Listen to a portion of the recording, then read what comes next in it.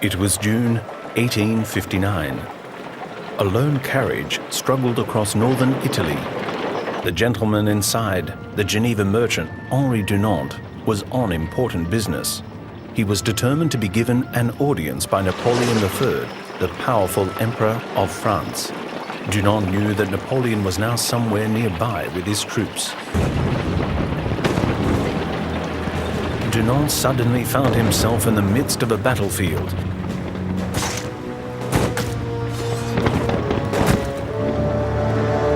Dunant was horrified. Outside the normally quiet village of Solferino, the French and Austrian armies were fighting a terrible battle.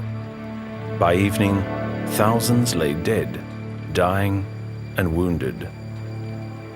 But the medical troops simply could not cope, and the weary and bloodied soldiers on both sides had enough to do just saving themselves and finding their way back to their lines.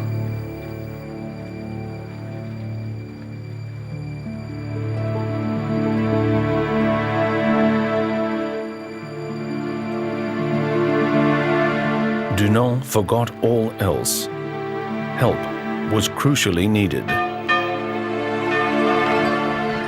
Resolutely, he set up a makeshift hospital in a church in the village, where the dying and wounded could receive attention and care in peace and quiet. He was joined by the villagers, the women, the elderly, who tried to help as best they could. They treated the French and Austrians alike, even taking care to record and send their last goodbyes to loved ones. Day and night they worked tirelessly, nursing the victims. Dunant finally returned to Switzerland, but he could not forget. His book, A Memory of Solferino, was published in 1862. Dunant proposed the establishment in every country of a neutral, independent body of helpers who could provide protection and care for the wounded in case of war, regardless of side. The idea was revolutionary and it found willing ears. Shortly afterwards, Dunant and 4 other men formed the International Committee of the Red Cross, the ICRC. In 1864, an international diplomatic conference in Geneva was called.